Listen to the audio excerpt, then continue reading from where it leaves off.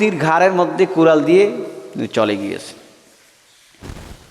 নমরুদের চালাফেলারা সেই সময়ের মানুষগুলো যারা প্রতিমার পূজা করত তারা সবাই চিন্তিত হয়ে গেলে এই কাজটা করলো। খোঁজ নিয়ে দেখে যে ইব্রাহিম তাদের অনুষ্ঠানে যায়নি, তার মানে এটা ইব্রাহিম ছাড়া কেউ করতেও পারে না। ইব্রাহিম আলাইহিস সালামকে তারা খুঁজে নিলেন, জিজ্ঞাসা করলেন, তিনি তো মিথ্যা বলতে পারলেন না। তিনি বললেন, তোমরা জিজ্ঞাসা করো যে এতগুলো মূর্তির তোমরা ইবাদত করো, পূজা করো, তোমরা রব মানো, তাহলে তোমরা এই বড় মূর্তিটাকে জিজ্ঞাসা করো। তারা লজ্জায় কিছু বলতেও পারলেন না। নমরুদের কাছে খবর চলে গেল, নমরুদ তাকে ডাকলেন। নমরুদ দেখে জিজ্ঞাসা করলেন, নমরুদকে একই যখন প্রশ্নের উত্তর দেওয়া হলো, নমরুদ ক্ষিপ্ত হয়ে গেলেন। ইব্রাহিম আলাইহিস সালামকে শাস্তি দেওয়ার জন্য বিশাল এক অগ্নিকাণ্ড তৈরি করলেন। কিতাবের মধ্যে এসেছে বহুদিন পর্যন্ত এই অগ্নিকাণ্ড, তার মানে আগুনের জন্য অনেক জায়গা থেকে বড় বড় গাছের ডুম, খড় সবগুলো একত্রিত করে আগুন ধরিয়ে দেওয়া হলো। আগুনের যে তেজ, এই তেজের মধ্যে ইব্রাহিম আলাইহিস সালামকে ফেলিয়ে দেওয়া হবে। এখন কাছে যাওয়া যায় না, কিভাবে ইব্রাহিম আলাইহিস সালামকে মধ্যস্থলে ফেলিয়ে কিভাবে দেবে? এজন্য তারা বিশাল একটা খুঁটি করলেন, খুঁটি গাড়লেন। আমাদের গ্রামে আমরা দেখতে পাইছিলাম যে আগে যখন পল পূজাইতাম, আমি এভাবে উদাহরণ দেই, আগে যখন আমরা পল পূজাইতাম বড় বড় পলের পুজ আমরা দিতাম।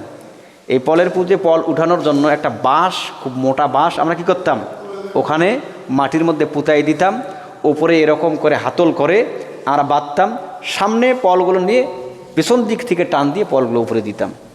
তো ইব্রাহিম আলাইহিস সালামকে ঠিক এমনইভাবে তারা ষড়যন্ত্রের মধ্যে ওই আগুনের মধ্যে ফেলিয়ে দেওয়ার জন্য বিশাল একটা গাছ কেটে নিলেন, গাছটা গাড়লেন, গাছটাকে সুন্দর করে বেঁধে আর একটি ডাবের মতো করে এরকম করে দিলেন। কিন্তু আল্লাহ সুবহানাহু ওয়া তাআলা ফেরেশতাদেরকে বলে দিলেন, ফেরেশতারা যাও, ইব্রাহিমকে যেন তারা উঠাইতে না পারে।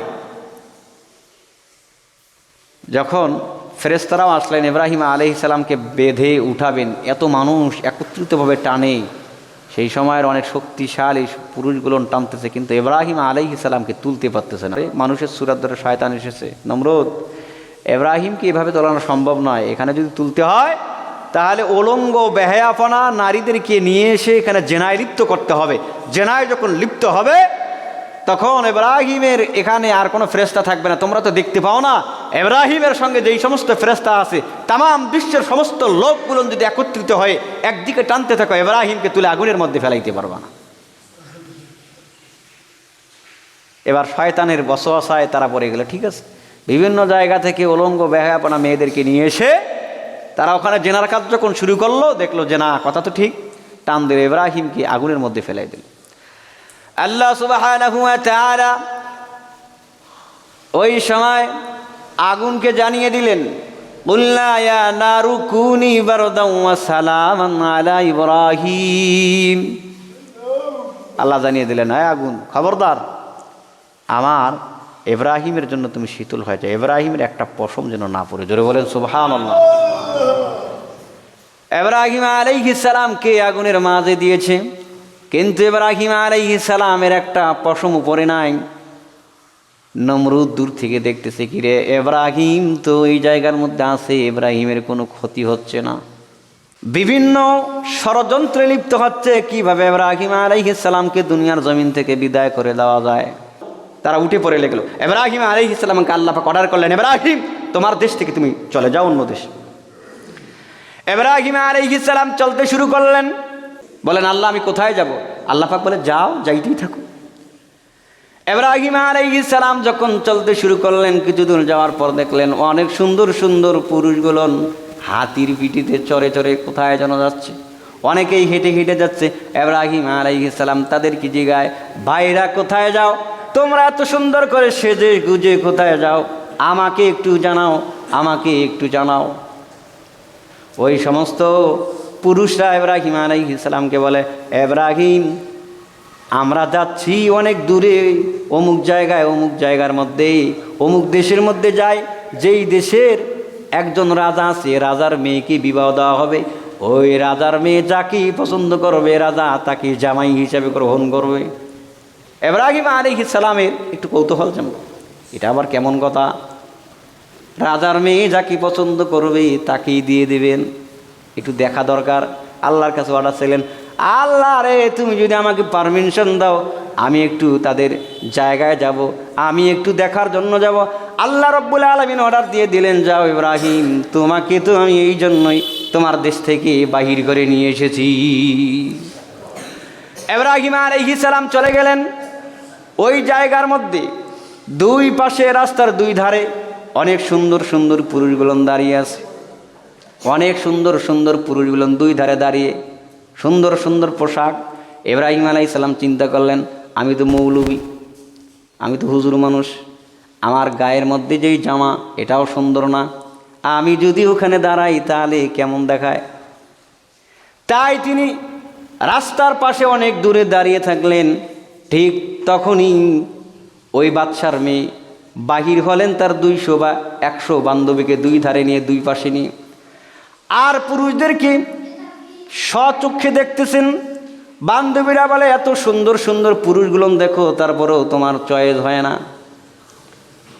এবার সারা বানু বলেন, আমি যারে স্বপ্ন যোগের মধ্যে দেখেছি এখন পর্যন্ত ওই লোকটা আমার চোখের সামনে পড়ে নাই।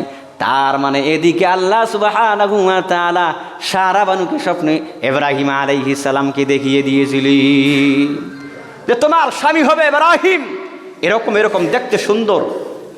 সারা আলাইহিস সালাম চলতে চলতে চলতে যখন দেখলেন সব পুরুষই শেষ, বান্ধবীরা ডেক দিয়ে বলে, কই আপনি তো কাউকে চয়েস করলেন না, কারে বিবাহ করবেন?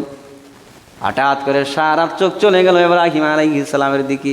হাতের মধ্যে মালা ছিল, দৌড়াইয়া যাইয়া ইব্রাহিম আলাইহিস সালামের গালার মধ্যে পরাই দিয়ে কয়, আমি আমার প্রাণের মানুষ, আমি আমার স্বপ্নের মানুষকে পেয়ে গিয়েছি।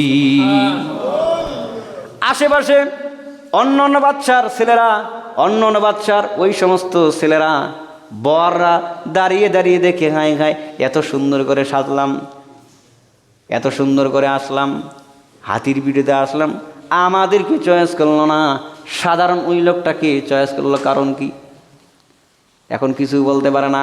বাদশা যেহেতু বলেছে তোমার চয়েস অনুযায়ী আমি তোমাকে বিবাহ দেব, আলহামদুলিল্লাহ আল্লাহ সুবহানাহু ওয়া তাআলা ইব্রাহিম এবং সারার মাধ্যমে এভাবেই বিবাহ বন্ধনে আবদ্ধ করে দিলি। ইব্রাহিম আলাইহিস সালাম ওই জায়গায় অনেক দিন পর্যন্ত থাকলেন, কিন্তু আল্লাহ বললেন আবার তোমার শহরে চলে যাও, বেবিলনে চলে যাও। ইব্রাহিম আলাইহিস সালাম এবার সারা আলাইহিস সালামকে নিয়ে চলে আসতেছে। তা এই রাস্তা দিয়ে যখন যাচ্ছে, ওই রাস্তা বা ওই এরিয়াটা পড়ে গেছে অন্য দেশের অন্তর্ভুক্ত। ওই দেশের কোনো ভালো রূপসী সুন্দর যদি মেয়ে থাকে তাহলে ওই দেশের বাদশা তাকে প্রথম তার সঙ্গে রাত্রি যাপন করত।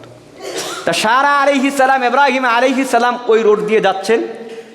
হঠাৎ করে ওই বাচ্চার চেলাপেলারা, বাচ্চার প্রশাসনরা দেখে ফেলেছে যে খুব সুন্দরী রূপসী একজন মেয়েকে নিয়ে একজন যুবক চলে যাচ্ছে। বাচ্চার কানে যখন চলে গেল, বাচ্চা বলে আটক, অ্যারেস্ট করো। অ্যারেস্ট করা হলো। সারা আলাইহিস সালামকে আলাদা করে, ইব্রাহিম আলাইহিস সালামকে আলাদা করে তারা সারাকে ওই বাচ্চার কাছে নিয়ে যাওয়া হলো, আর ইব্রাহিম আলাইহিস সালামকে অন্য জায়গায় বন্দী করা হলো। সারা আলাইহিস সালামকে যখন নিয়ে যাওয়া হলো, বাদশাহ যখন স্বচক্ষে সারা আলাইহিস সালামকে দেখেছেন, দেখার সঙ্গে সঙ্গে তিনি প্রেমে পড়ে গিয়েছেন। এত সুন্দর রূপসী তিনি আর জীবনে কোনোদিন কাউকে দেখে নাই। কিতাবের মধ্যে এসেছে পৃথিবীর মধ্যে আল্লাহ পাক অনেক মহিলাকেই রূপসী হিসেবে তৈরি করেছেন, তার মধ্যে সারা একজন। তার মধ্যে কে একজন? সারা আলাইহিস সালাম। আর একজন আসিয়া আলাইহিস সালাম। আর একজন আপনার আমার মা হযরত হাওয়া আলাইহিস সালাম। তা বাদশা সাদুন, তার নাম ছিল বাদশা সাদুন। বাদশা সাদুন সারা আলাইহিস সালামের সঙ্গে খারাপ কাজ করার জন্য এগিয়ে গেলেন। সারা আলাইহিস সালাম আল্লাহর কাছে বললেন, আল্লাহ রে, কোনো পরপুরুষের সঙ্গে আমি কখনো খারাপ কাজে লিপ্ত হই নাই, তুমি আমার যৌবনকে, তুমি আমার এই চরিত্রকে হেফাজত করো। আল্লাহ সুবহানাহু ওয়া তাআলা বাদশা সাদুনের দেহের মধ্যে এমনভাবে রূপ পাঠিয়ে দিলেন, এমন হয়ে গেল যে সঙ্গে সঙ্গে অবাস হয়ে গেল, নড়তেও পারে না, চড়তেও পারে না, আর যাইতে পারে না, আগাইতে পারে না। এমন সময় বাচ্চা সাদুন সারাকে বলে, সারা রে, তুমি আমাকে ক্ষমা করে দাও, তোমার কাকে তুমি দোয়া করে বললা, কার কাছে হাত উঠাইলা, তাকে বলো সে যেন আমাকে মাফ করে দেয়, আমি তোমার সঙ্গে আর কখনোই খারাপ কাজ করব না। এই কথা বলার পর আবার দোয়া করলেন, আল্লাহ রে তুমি একে সুস্থ করে দাও। আল্লাহ পাক সঙ্গে সঙ্গে সুস্থ করে দিলেন, কিন্তু বুড়াও হয়ে যায়, কিন্তু তার দিল বুড়া হয় না। অনেক বুড়ারাও দেখবেন যখন আপনি খোঁচাইয়া খোঁচাইয়া কথা বার করবেন, বুড়া তার যৌবনের কথাগুলো যেন, ছেলে বয়সের কথাগুলো যেন এখনও ছেলে হয়ে আছে, এইভাবে কথাগুলো আপনার সামনে ব্যক্ত করে। এর তো চরিত্র খারাপ, ভালো হয় নাই। আবার সে পদক্ষেপ গ্রহণ করলো যে সারার সঙ্গে সে খারাপ কাজে লিপ্ত হবে, আবার অবশ্যই এরকম করে 3 বারের বেলায় সে বলল যে আসলে এবার আমি খালেজ দিলে তওবা করলাম, বা আমি খালেজ দিলে প্রতিজ্ঞা করলাম আমি আর তোমার সঙ্গে খারাপ কাজ করব না। 3য় বারের বেলায় যখন এই প্রতিজ্ঞা করলো, আলহামদুলিল্লাহ সারা আলাইহিস সালামকে সে ছেড়ে দেওয়ার অঙ্গীকার করলো। ছেড়ে দিলেন, কিন্তু বললেন যে তুমি আমার এত বড় উপকার করলে, বারবার তুমি আমাকে মাফ করে দিলে, আমি তোমার উপর আক্রমণ চালাইতে চাইলাম, এজন্য আমি তোমাকে কয়েকটা পুরস্কার, তার মধ্যে একটা পুরস্কার, ইতিপূর্বেও আমি একটা মেয়ের সঙ্গে এই খারাপ কাজ করতে চেয়েছিলাম, তার নাম হলো হাজেরা। তার নাম কি? হাজেরা। অতএব তার সঙ্গেও পারি নাই, আমি ওই মেয়েটিকে তোমার সঙ্গে আমি তাকে দাসী হিসেবে উপহার দিলাম। জোরে বলেন সুবহান। এবার হাজেরা আলাইহিস সালামকে লইয়া সারা আলাইহিস সালাম চলে আসলেন। ইব্রাহিম আলাইহিস সালামের সঙ্গে সাক্ষাৎ হইল, আবার নিজের দেশে ফিরে চলে আসলেন। এবার বসবাস করতেছি দীর্ঘ সময়, বিস্তারিত আলোচনা করার সময় নেই, দীর্ঘ সময় সাংসারিক জীবন, 86 বছর ইব্রাহিম আলাইহিস সালামের হয়েছে, কিন্তু কোনো রকমের সন্তান সারা আলাইহিস সালাম দিতে পারেন নাই, মানে আল্লাহ পাক দেন নাই, সারা আলাইহিস সালাম জন্ম দিতে পারেন নাই। মনের মধ্যে দুঃখ। অনেক সময় যারা দীর্ঘদিন সাংসারিক জীবনে সংসার করেন, যদি কোনো রকমের সন্তান না হয় তাহলে তার দিলের মধ্যে কি থাকে? একটা ব্যথা অনুভব হয়। ইব্রাহিম আলাইহিস সালাম আল্লাহর কাছে দোয়া করেন, রব্বি হাবলি মিনাস সালিহিন, আল্লাহ আমাকে একটা নেক সন্তান। যখন হয় না, সারা আলাইহিস সালাম স্বামীর দুঃখ বুঝতে পারলেন। এবার তিনি বললেন, মনে মনে বললেন যে আমি আমার স্বামীকে অন্য এক নারীর সঙ্গে বিবাহ দেব, কিন্তু কাকে পাবো? আমার স্বামী তো বুড়ো হয়ে গিয়েছে। চিন্তা করে দেখলেন, তার সঙ্গে যেই দাসী হিসেবে উপহার পেয়েছিলেন হাজেরাকে, তিনি চিন্তা করলেন আমি যদি হাজেরাকে বলি তাহলে হাজেরা না করতে পারবে না। তাই একদিন তেনার মাথার চুলগুলো নাচড়াচ্ছেন, হাজেরা আলাইহিস সালাম সুন্দর করে তেল লাগাই দিচ্ছেন। এমন সময় সারা বলে, হাজেরা আমি তোমাকে বড় বোন হিসাবে একটা অনুরোধ করতে চাই, বলো তুমি মানি নিবা কিনা? সারা আলাইহিস সালাম যখন এই কথা বললেন, হাজেরা বলেন, আপনি আমাকে বোনের মতো দেখেছেন, আপনি আমার সব সময় কাছে ছিলেন, আপনি আমাকে অনুরোধ করবেন আর আমি মানব না, এটা কখনোই হতে পারে না। এবার সারা আলাইহিস সালাম বলেন, আমি চাই আমার স্বামী ইব্রাহিমকে তোমার সঙ্গে বিবাহ দিতে। জোরে বলেন সুবহানাল্লাহ। হাজরা আলাইহিস সালাম চিন্তায় পড়ে গেলেন, এটা কেমন কথা? আমার বয়স তার বয়সের মধ্যে পার্থক্য, আপনি আবার আমাকে বিবাহ দেন, তিনি কি আমাকে বিবাহ করবে? বলে আমি সেটা বুঝবো। যাই হোক, হাজরা আলাইহিস সালাম যখন রাজি হয়ে গেলেন, ইব্রাহিম আলাইহিস সালামকে নিজেই প্রস্তাব দিলেন, আমি তোমার জন্য একটা রূপসী কন্যা ঠিক করেছি, তোমাকে আর একটা বিবাহ দিতে চাই। ইব্রাহিম বলে না, আমি বিবাহ করতে চাই না। কিন্তু হাজরা আলাইহিস সালাম যখন অনুরোধ করলেন তখন তিনি রাজি হয়ে গেলেন। আল্লাহ রাব্বুল আলামিন হাজরা আর ইব্রাহিম আলাইহিস সালামের বিবাহের কাজ সম্পাদন করে দিলেন। জোরে বলেন সুবহানাল্লাহ। সাংসারিক জীবন শুরু হয়ে গেল। যখন তেনারা দুজন বাসর রাতে চলে গেলেন, আল্লাহ সুবহানাহু ওয়া তাআলা হাজরার গর্ভে হযরত ইসমাঈল আলাইহিস সালাম কি দান করলেন। জোরে বলেন সুবহানাল্লাহ।